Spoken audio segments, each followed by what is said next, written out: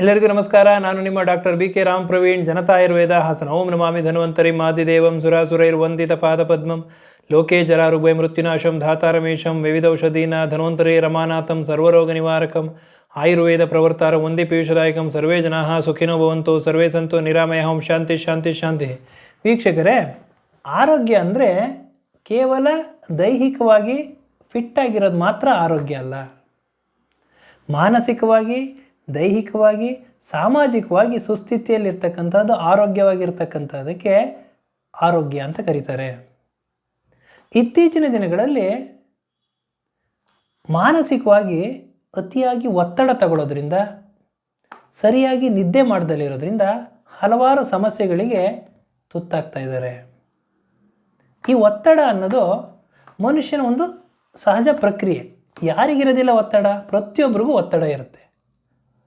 ಆದರೆ ಆ ಒತ್ತಡ ಒಂದು ಲಿಮಿಟಲ್ಲಿರಬೇಕು. ಯಾವಾಗ ಲಿಮಿಟ್ ಕ್ರಾಸ್ ಆಗ್ತದೆ, ಅತಿಯಾಗಿ ಒತ್ತಡ ತಗೋತೀರಾ, ಟೆನ್ಷನ್ ಮಾಡ್ಕೋತೀರಾ, ಸ್ಟ್ರೆಸ್ ಮಾಡ್ಕೋತೀರಾ, ಅಂಥ ಒಂದು ಸಂದರ್ಭದಲ್ಲಿ ಹಲವಾರು ಸಮಸ್ಯೆಗಳಾಗ್ತದೆ.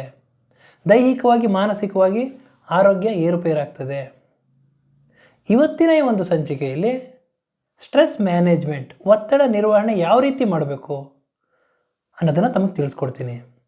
ಈ ಒತ್ತಡ, ಟೆನ್ಷನ್, ಸ್ಟ್ರೆಸ್ ಹಾಗೂ ನಿದ್ದೆ ಈ ಎರಡುವೇ ಒಂದೇ ನಾಣ್ಯದ ಎರಡು ಮುಖ ಇದ್ದಂಗೆ. ಯಾವಾಗ ಒತ್ತಡ ಜಾಸ್ತಿ ಇರ್ತದೋ, ಸ್ಟ್ರೆಸ್ಸು ಟೆನ್ಷನ್ ಜಾಸ್ತಿ ಇರ್ತದೋ, ನಿದ್ದೆ ಬರೋದಿಲ್ಲ. ಯಾವಾಗ ನಿದ್ದೆ ಬರೋದಿಲ್ವೋ ಹಾಗೂ ಅಂಥ ಒಂದು ಸಮಯದಲ್ಲಿ ಒತ್ತಡ ಇದ್ದೇ ಇರ್ತದೆ. ಹಾಗಾಗಿ ಇದನ್ನು 2 faces of the same coin ಅಂತ ಕರೀತಾರೆ. ಈ ಒತ್ತಡ ಅನ್ನೋದು ಯಾವ ರೀತಿ ಇರುತ್ತೆ ಅಂದರೆ, ಪ್ರತಿಯೊಬ್ಬರಿಗೂ ಒತ್ತಡ ಇರ್ತದೆ. ಆದರೆ ಒತ್ತಡ ಜಾಸ್ತಿ ಆದಾಗ ಹಲವಾರು ಬದಲಾವಣೆಗಳಾಗ್ತದೆ.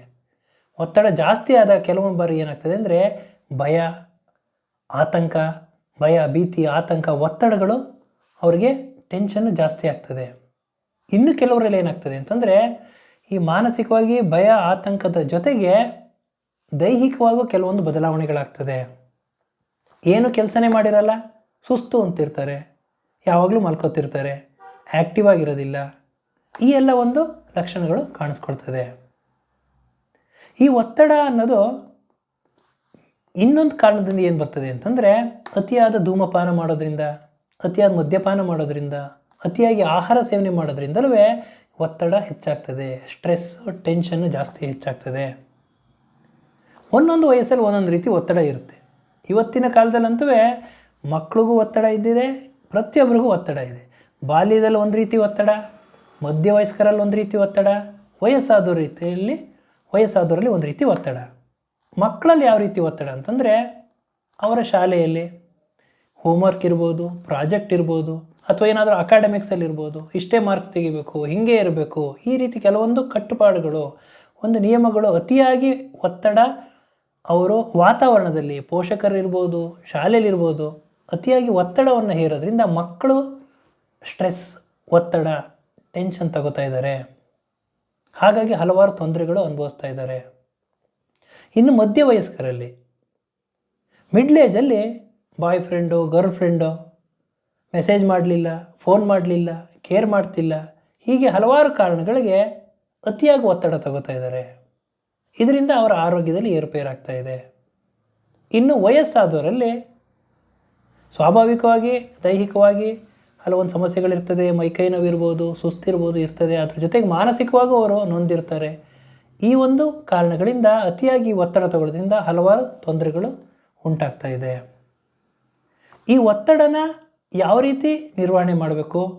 ಈ ಒತ್ತಡಕ್ಕೆ ಮನೆಮದ್ದು ಅಂತಂದರೆ ಫಿಸಿಕಲ್ ಎಕ್ಸಸೈಸ್, ವ್ಯಾಯಾಮ, ನಿಯಮಿತವಾಗಿ ವ್ಯಾಯಾಮ, ಯೋಗ, ಧ್ಯಾನ, ಪ್ರಾಣಾಯಾಮ ಇವುಗಳನ್ನ ನೀವು ಪ್ರತಿನಿತ್ಯ ರೂಢಿ ಮಾಡ್ಕೊಳ್ಳೋದ್ರಿಂದ ಒತ್ತಡ ನಿರ್ವಹಣೆ ಆಗ್ತದೆ. ಹಾಗೂ ನಿಮಗೆ ಇಷ್ಟವಾಗಿರೋದವ್ರ ಹತ್ರ ನಿಮ್ಮ ಅನಿಸಿಕೆಗಳನ್ನ, ನಿಮಗೆ ಯಾರು ಇಷ್ಟ ಇರ್ತಾರೋ ಅವ್ರ ಹತ್ರ ನಿಮ್ಮ ಅನಿಸಿಕೆಗಳನ್ನ, ನಿಮ್ಮ ಫೀಲಿಂಗ್ಸ್ಗಳನ್ನ ನೀವು ಶೇರ್ ಮಾಡ್ಕೊಳ್ಳೋದ್ರಿಂದ ನಿಮ್ಮ ಒತ್ತಡ ನಿರ್ವಹಣೆ ಆಗ್ತದೆ. ಅವ್ರ ಜೊತೆ ಜಾಸ್ತಿ ಟೈಮ್ ಸ್ಪೆಂಡ್ ಮಾಡೋದ್ರಿಂದ ಒತ್ತಡ ನಿರ್ವಹಣೆ ಆಗ್ತದೆ, ಸ್ಟ್ರೆಸ್ ಕ್ಲಿಯರ್ ಆಗ್ತದೆ, ಟೆನ್ಷನ್ ಕಡಿಮೆ ಆಗ್ತದೆ. ಫೀಲಿಂಗ್ಸ್ ಇರ್ಬೋದು, ಅವ್ರ ಹತ್ರ ಮಾತಾಡೋದಿರ್ಬೋದು, ಜಾಸ್ತಿ ನೀವು ಟೈಮ್ ಸ್ಪೆಂಡ್ ಮಾಡೋದ್ರಿಂದ ನೀವು ಮಾನಸಿಕವಾಗಿ ಆರೋಗ್ಯವಾಗಿರ್ತೀರ. ಇನ್ನೂ ಏನಾದರೂ ಜಾಸ್ತಿ ಸ್ಟ್ರೆಸ್ ಇತ್ತು, ಒತ್ತಡ ಇತ್ತು ಅಂದರೆ ತಜ್ಞ ವೈದ್ಯರನ್ನು ಭೇಟಿಯಾಗಬೇಕಾಗ್ತದೆ. ಯಾವಾಗ ಈ ಒತ್ತಡ ಜಾಸ್ತಿ ಆಗ್ತದೋ ಆಗ ನಿದ್ದೆಯಲ್ಲಿ ಏರುಪೇರಾಗ್ತದೆ. ನಿದ್ದೆ ಅನ್ನೋದು ಆ ದೇವರು ಕೊಟ್ಟ ಒಂದು ವರ ಮನುಷ್ಯನಿಗೆ. ಯಾವಾಗ ಆ ನಿದ್ದೆ ಏರುಪೇರಾಗ್ತದೆ ಹಲವಾರು ಸಮಸ್ಯೆಗಳಾಗ್ತದೆ.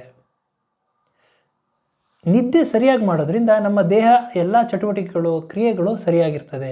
ರೋಗ ನಿರೋಧಕ ಶಕ್ತಿ ಹೆಚ್ಚಿಸ್ತದೆ, ಹಾರ್ಮೋನ್ ಲೆವೆಲ್ ನಾರ್ಮಲ್ ಇರ್ತದೆ, ಹಾಗೂ ಮನಸ್ಸು, ದೇಹ ರಿಲ್ಯಾಕ್ಸ್ ಆಗ್ತದೆ, ಫ್ರೆಶ್ ಆಗ್ತದೆ. ಯಾವಾಗ ನಿದ್ದೆ ಇರೋದಿಲ್ವೋ ಆವಾಗ ಹಲವಾರು ತೊಂದರೆಗಳಾಗ್ತದೆ. ನಿದ್ದೆ ಬರ್ದಲ್ಲಿರೋದಕ್ಕೆ ಕಾರಣ ಏನು ಅಂದರೆ, ಪ್ರಮುಖ ಕಾರಣ ಏನು ಅಂತಂದರೆ, ರಾತ್ರಿ ಹೊತ್ತು ನಿದ್ದೆ ಬರ್ದಲ್ಲಿರೋ ಪ್ರಮುಖ ಕಾರಣ ಏನು ಅಂದರೆ, ಎಷ್ಟೊಂದು ಜನ ಬೆಳಗ್ಗೆ ಹೊತ್ತು ಹಗಲೊತ್ತೇ ನಿದ್ದೆ ಮಾಡ್ತಾರೆ.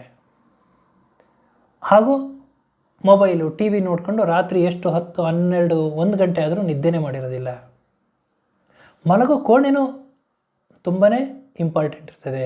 ಮಲಗೋ ಕೋಣೆ ಪ್ರಶಾಂತವಾಗಿರಬೇಕು. ನಿದ್ದೆ ಬರಲಿ ಅಂದರೆ ಒಂದು ಲೈಟ್ ಮ್ಯೂಸಿಕ್ ಹಾಕ್ಕೊಂಡಿರಬೇಕು, ಕ್ಲೀನ್ ಇರಬೇಕು, ಶುಚಿತ್ವದಿಂದ ಇರಬೇಕು. ಹಾಗೂ ಈ ಮಲಗೋ ಕೋಣೆ ಸ್ವಚ್ಛವಾಗಿದ್ದಾಗ, ಕ್ಲೀನ್ ಇದ್ದಾಗ ನಮಗೆ ನಿದ್ದೆ ಚೆನ್ನಾಗಿ ಬರ್ತದೆ. ಹಾಗಾಗಿ ಇವತ್ತಿನ ಈ ಒಂದು ಸಂಚಿಕೆಯಲ್ಲಿ ಸ್ಟ್ರೆಸ್ ಮ್ಯಾನೇಜ್ಮೆಂಟ್, ಸ್ಟ್ರೆಸ್ ಇದ್ದಾಗ ಯಾವ ರೀತಿ ಅದನ್ನು ಮ್ಯಾನೇಜ್ ಮಾಡಬೇಕು, ಹಾಗೂ ನಿದ್ದೆ ಯಾವ ರೀತಿ ಮ್ಯಾನೇಜ್ ಮಾಡಬೇಕು ಅನ್ನೋದನ್ನು ತಮಗೆ ತಿಳಿಸ್ಕೊಟ್ಟಿದ್ದೀನಿ.